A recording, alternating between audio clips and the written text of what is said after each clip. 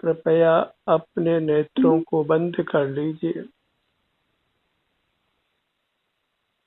अपना ध्यान अपने आप पर लाइए।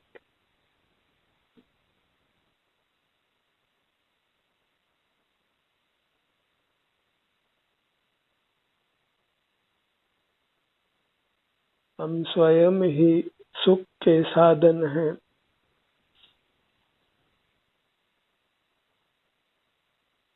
बाह्य जगत हमारा नहीं है और वह सुख का सच्चा साधन नहीं है।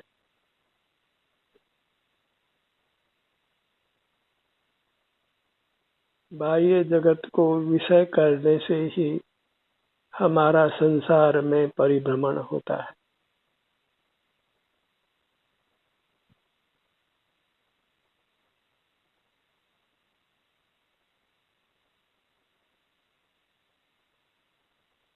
अपने तक सिमट जाइए। अपने सिर से पैरों तक। बाह्य जगत अनंत है, क्षेत्र अनंत है, द्रव्य अनंत है।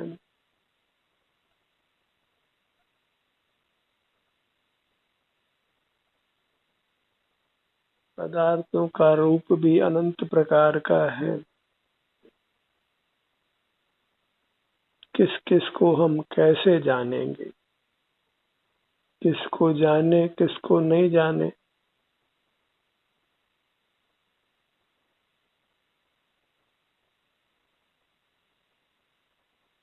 जानना ही हमको नाना प्रकार के दुख देता है।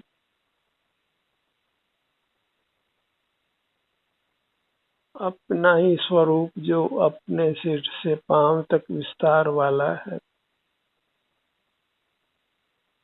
प्राप्त मूर्त शरीर के बराबर अनुभव में आता है।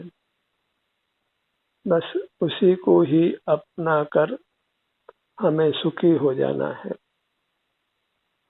संसार दुखों से पार हो जाना है।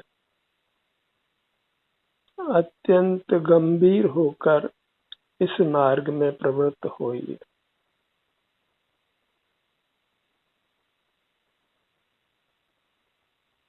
अत्यंत ईमान से अपना अवलंबन कीजिए और परावलंबन को छोड़िए।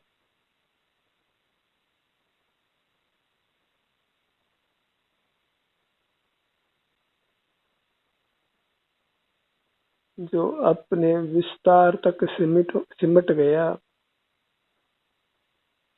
स्वावलंबी हो गया, वही सुखी हुआ, वही जन्म मरण के दुखों से मुक्त हुआ।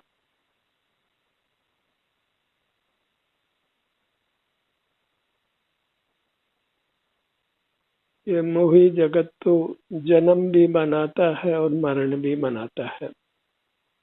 जो दुख के कारण है, दुख स्वरूप है। एक अपने आनंद को मनाइए, अपने से युक्त रहकर।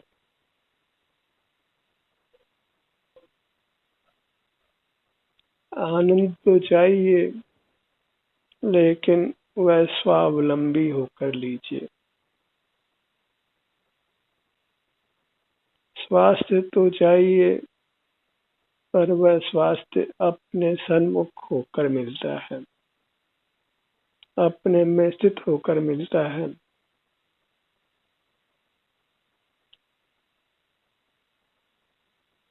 बहिर्मुख रहकर हम बार बार स्वास्थ्य खोते हैं, फिर भी हम बहिर्मुखता को छोड़ते नहीं हैं।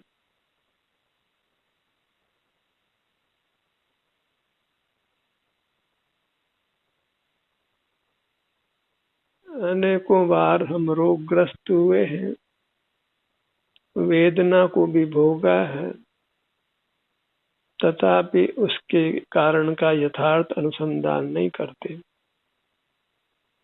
उसका कारण एकमात्र बहिर्मुखता है, वही परावलंबन है।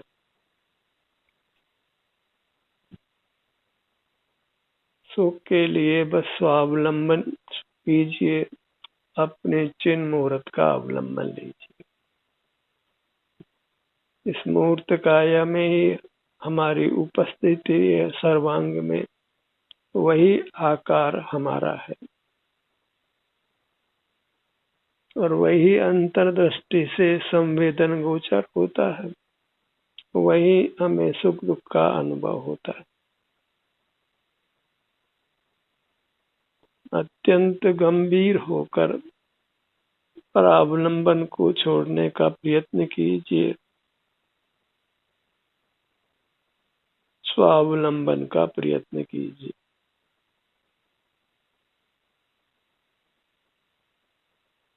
बाह्य कार्यों का कोई अंत नहीं है। कम से कम बहिर्मुख रहिए, जब तक अत्यंत अनिवार्य नहीं हो तब तक बहिर्मुख नहीं होना है। जान पड़ी आ पड़ी हो और बहिर्मुख रहना जान बचाने के लिए आवश्यक हो, तभी बहिर्मुख होना योग्य है। अन्यथा स्वावलंबी होकर रहिए। इंद्रिय द्वारों को बंद कर केवल अपने स्वरूप को भोगिए। आप ही भोग्य है और आप ही भोगता है, ये न्याय है। पर पदार्थों को भोगना, उनको विषय करके, वह अन्याय है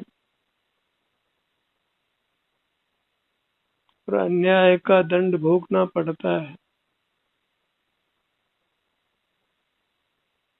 कुदरत में ही दंड देने की व्यवस्था है। जैसे ही हम बहिर्मुख रहते हैं, होते हैं, मूर्त कर्म हमारे भीतर प्रवेश कर हमसे बनता है और उदय पाकर हमारे सुख शांति को नष्ट करता है, हमारे स्वास्थ्य को नष्ट करता है। स्वास्थ्य के नाना बातें लोग करता है, और जो मूल उपाय स्वास्थ्य का है, अपने सन्मुख रहना, उसका प्रचार नहीं है। स्वावलंबन करने से ही, अपने में स्थित रहने से ही जीव स्वस्थ रहता है, स्वास्थ्य को प्राप्त करता है, सुखी रहता है। और ये कार्यक्रम बस स्वस्थ रहने के लिए है, उत्तम स्वास्थ्य के लिए है, जिसको पाकर हम सदा सुखी रहें। इसके लिए बस भोक्ता भोग्य भाव अपने में ही बनाई। मैं भोक्ता हूँ और स्वयं ही भोग्य हूँ। मेरी अपनी अमूर्त काया ही भोग्य है और इसी में ही भोक्ता परिणाम उत्पन्न होता है। इस प्रकार भोक्ता भोग्य भाव अपने में ही है और जहाँ पर पदार्थ का सेवन है, वहाँ विषय कषाय है। इंद्रिय ज्ञान के साथ नियम से कषाय और पाप परिणाम है। लोक में मोह से ही बहिर्मुखता में पुण्य बंध की कल्पना करते हैं। बहिर्मुखता का कोई प्रसाद नहीं मिलता, दंड ही मिलता है।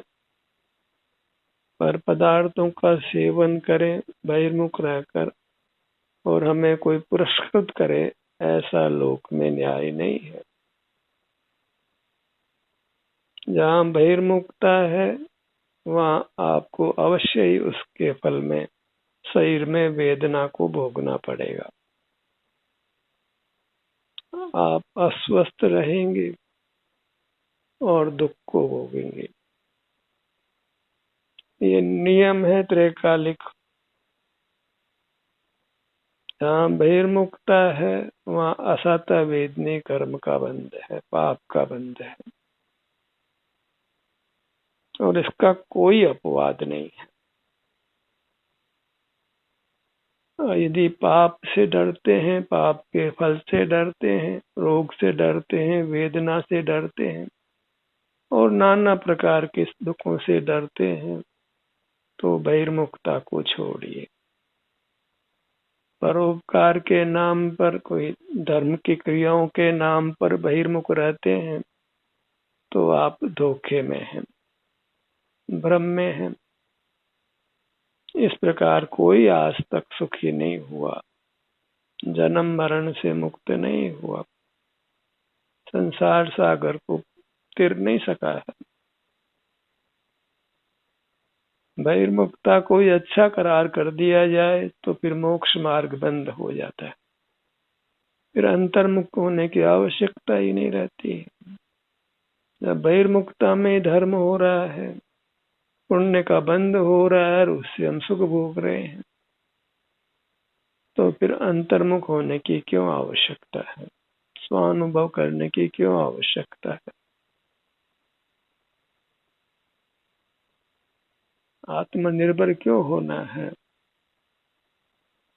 बाह्य पदार्थों को विषय संज्ञा क्यों देना है, और वह विषय के साथ कषाय है, वो हमारे लिए अहितकारी है, ऐसी बात क्यों करना है।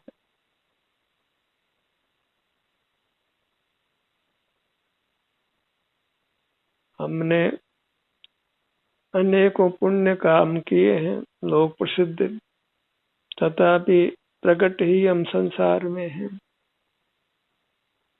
कैसे कहें सुशील जो संसार में दाखिल करे। यह परोपकार आदि कार्य जो लोक में शुभ कार्य माने जाते हैं, उनको कैसे सुशील कहें, अर्थात उनको कुशील कहना ही योग्य है, क्योंकि उससे हम संसार में बने रहते हैं। ध्यान का जन्म ही नहीं होता, कर्मनाश का उपाय प्रारंभ ही नहीं होता। बहिर्मुखता को सर्वथा बुरा जानकर अपने सन्मुख होना है। जिस किसी प्रयोजन से हम बहिर्मुख रह रहे हैं, उसको बुरा जानिए, उसके प्रति कोई पक्षपात मत करिए। उसके प्रति का पक्ष हमको अनंत संसार देने वाला है। हम बहिर्मुख रह रहे हैं, अंतर्मुख नहीं हो पा रहे हैं, यह बात दूसरी है। बहिर्मुखता को अच्छा कभी नहीं कहा जा सकता है, किसी कारण से नहीं कहा जा सकता है। अन्यथा बहिर्मुखता का अभाव नहीं किया जा सकेगा। किसी न किसी नाम से, किसी किसी बहाने से आप बहिर्मुख रहेंगे और मुक्त नहीं हो पाएंगे। जो सर्वथा अंतर्मुख हो गए हैं, निरंतर स्वानुभव में रहते हैं, वे ही संसार दुखों से पार होकर सुखी होते हैं, जन्म मरण के दुखों से मुक्त होते हैं। बहिर्मुखता का भय जिसको नहीं है, वह अंतर्मुख नहीं हो सकता है। जिसको बहिर्मुखता अत्यंत भयावह नहीं लगती है, अत्यंत दुखद नहीं लगती है, वह अंतर्मुख नहीं हो सकेगा। वह बाहर ही कहीं संतुष्ट होगा, कुछ तुच्छ लाभों को पाकर। मुक्ति नहीं है तो तुच्छ लाभों का कोई फल नहीं। जहाँ संसार है तो वहाँ नाना योनियां भी है, और जहाँ संसार है तो वहाँ कोई सदा स्वस्थ रहता भी नहीं है। एक भी अपवाद नहीं है जो ये कहे कि मैं जन्म से मरण तक मेरे शरीर में कोई वेदना नहीं, कोई रोग नहीं हुआ। जहाँ बहिर्मुखता है, वहाँ भले ही आप साधु के वेश को धारण करें, उत्तम ग्रस्त जीवन जिए, आप रोगी होंगे और शरीर में वेदना को भोगेंगे और नाना दुखों को भोगने वाले, और कोई आपकी प्रार्थना सुनने वाला नहीं। कितने भगवान का जाप करिए, भगवान को याद करिए, भगवान आपको दुखों से बचाने वाला नहीं, क्योंकि परमात्मा आपको विषय ही नहीं करता है, वह अपने सुख के वेदन में लीन है। और अपराधी को बचाया भी क्यों जाए, अन्यथा न्याय खत्म होगा। इसलिए सब प्रकार से विचार करके एक अंतर्मुख रहने का मानस बनाइए और अहोरात्रि फिर अपने सिर से पांव तक अपना ही वेदन भोग करिए। पर पदार्थों का भोग करना अच्छा नहीं है, और पर पदार्थों के नाम पर यह भौतिक जगत है, और भौतिक जगत का सेवन लोक में भी अच्छा तो नहीं माना जाता है, उसको हम पाश्चात्य संस्कृति नाम देते हैं। पूर्व की संस्कृति तो अपने में लीन होने रूप है, स्वस्थ होने रूप है, अपने में स्थित होने रूप है। पूर्व में तो अपने में लीन होकर अपना ध्यान करके जीव मुक्त हुए हैं। भौतिक जगत का किसी भी हेतु से उसको हम विषय करते हैं, उनका सेवन करते हैं, तो वह योग्य नहीं है, क्योंकि वहाँ इंद्रिय ज्ञान जीवित रहता है। हम जिनेंद्र नहीं हो सकते, इंद्रिय जयी नहीं हो सकते। इंद्रियों का निरोध करना ही संयम है। तो जहाँ बहिर्मुखता है वहाँ असंयम है, और असंयम है वही पाप है। असंयमी को निर्वाण की प्राप्ति नहीं होती। संयम के बिना आज तक कोई जीव मुक्त नहीं हुआ, और संयम नाम इंद्रिय ज्ञान के निरोध का है। बाह्य परिग्रह का हम त्याग करें, लेकिन इंद्रिय ज्ञान का निरोध नहीं करें तो हम मुनि वेश में भी असंयमी हैं, पापी हैं। पाप की निवृत्ति के बिना सुख नहीं है। अच्छी तरह निर्णय करके फिर अपने में ठहर जाइए, अपना ही संवेदन कीजिए, दंड फंद से अपने आप को बचाइए। स्वानुभव के अलावा सब दंड फंद है, सब अपने दुख के लिए है। जो स्वानुभव से च्युत है वह न अपना हित कर सकता है, न दूसरे के हित में निमित्त हो सकता है। बहिर्मुख जीव संसार में रुलते हैं, दुख पाते हैं, और उनके निमित्त से अन्य जीव भी संसार में रुलते हैं। आप ही अपना अनुभव नहीं करता तो अपनी संतति को, अपने परिजनों को, अपने मित्रों को स्वानुभव में कैसे लगा सकता है, उनका हित कैसे कर सकता है, उनके सुख के लिए कैसे प्रवृत्त हो सकता है। इसलिए प्रथम से प्रथम अपने अनुभव में रहना है। अपनी मुद्रा को लक्ष्य में लीजिए और उसी को लक्ष्य में रखिए।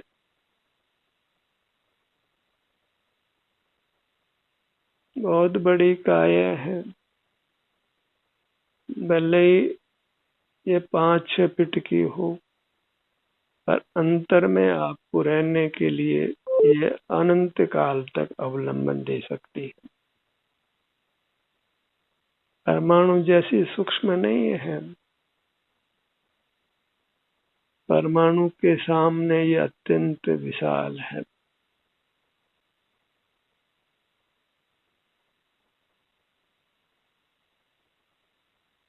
अपने मुखमंडल पर आइए,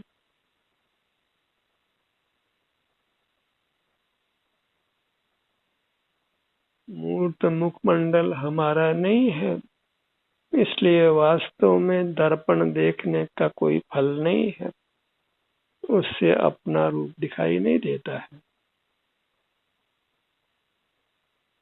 और अपना मुख देखना है तो नेत्र बंद कर अपने ध्यान को अपने मुख पर ले आइए और निर्णय करिए कि आपका मुखमंडल वास्तव में कैसा है। भ्रम में नहीं रहना है।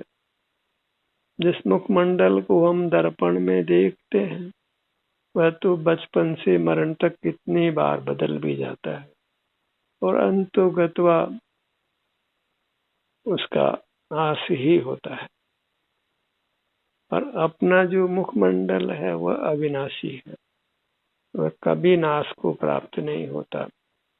भले ही आकार बदलता हो पर हम जो के त्यों अनादि निधन अखंड ही रहते हैं, एक से दो नहीं होते। अपना मुखमंडल अनुभव में उसका स्वाद आता है, शांति के रूप से, सुख के रूप से। मुखमंडल के विस्तार में हम शांति का, सुख का अनुभव करते हैं। उसके लिए किसी ज्ञान की, किसी दर्पण की आवश्यकता नहीं है। ज्ञान तो प्रकट ही पुद्गल के माध्यम से होता है और हमको हमारा अनुभव के लिए किसी माध्यम की आवश्यकता नहीं होती। सुख स्वयं ही अनुभव रूप है। बदन में आराम होता है तो स्वयं ही अनुभव में आता है, उसको भिन्न साधन की आवश्यकता नहीं है। सुख अपने आप में पूर्ण धर्म है, उसको किसी अन्य धर्म की आवश्यकता नहीं है। जब हम स्वस्थ होते हैं तो सुख का अनुभव स्वतः होता है, फिर अन्य को संग में रखने की आवश्यकता नहीं होती है। सुख कभी परोक्ष नहीं होता है, किसी के माध्यम से नहीं होता है। और ज्ञान तो प्रकट ही परोक्ष है, पर के माध्यम से होता है। और सुख को ज्ञान पर है, उसको पर ज्ञान के माध्यम की आवश्यकता नहीं है। इसलिए प्रत्यक्ष अपने चेहरे में जो प्रकट शांति है वह बाहर से ध्यान हटाने पर हमारे अनुभव में आती है। बाहर से ध्यान हटाना माने इंद्रिय ज्ञान का निरोध करना, इंद्रिय संयम लेना। यही संयम है जिससे जीव निर्वाण को पाते हैं। संयम के बिना निर्वाण नहीं है, माने अपना मुख अपनी ओर किए बिना निर्वाण नहीं है। शास्त्र पाठी हो जाए, जीवों की रक्षा करें, महाव्रतों को पालन करें, तो भी अपना मुख अपनी ओर किए बिना मोक्ष नहीं है। शास्त्र पाठ में और व्रतों के पालन में प्रकट ही बहिर्मुखता है, और जहाँ बहिर्मुखता है वहाँ पाप का बंध है।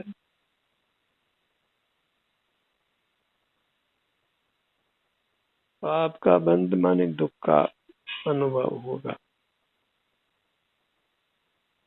इसलिए अपना मुख अपनी ओर करने का ही मानस बनाइए, उसी का संकल्प कीजिए, ईमान के साथ में सिंसियरली उसका प्रयत्न कीजिए।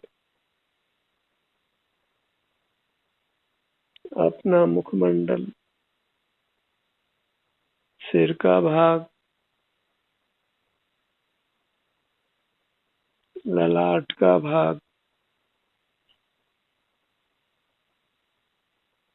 ध्यान हमें स्वतः अपनी आत्म प्रेरणा से निरंतर करना है। तो उसकी आवश्यकता को हम अच्छी तरह समझ लें, अनिवार्यता को समझ लें, ताकि हम अहोरात्रि अंतर्मुख रहने का प्रयत्न कर सकें। दोनों नेत्र भ्रूमध्य,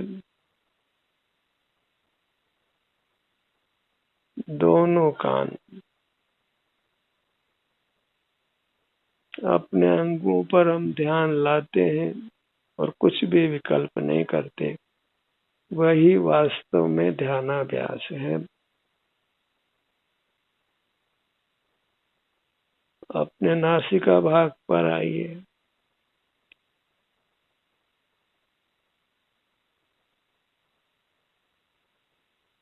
बस अपने मुहूर्त तक ही सिमट जाना है,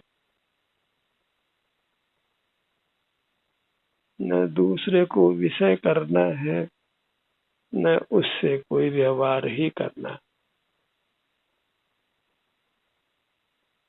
अपने दोनों होठों के भाग पर आइए।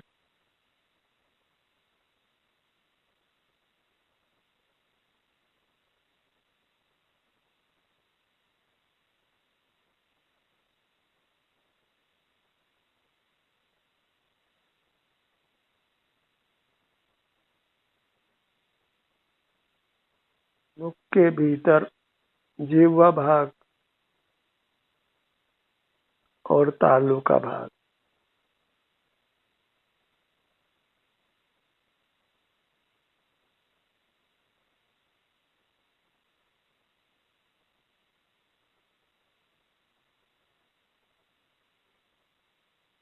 दोनों गाल,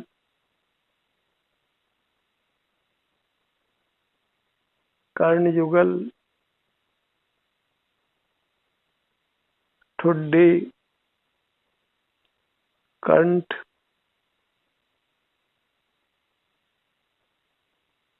ठुड्डी से सिर तक, बाएं कान से दाएं कान तक, आगे से पीछे तक पूरे मुखमंडल में जो सुख की स्थिति है उसको निरंतर भोगिए।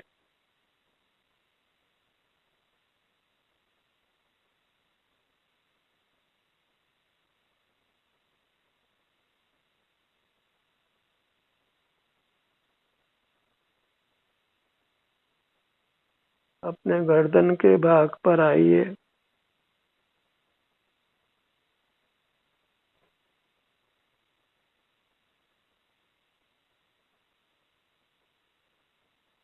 धड़ का भाग, सीना, पेट और पीठ, दोनों भुजाएं, दोनों पैर,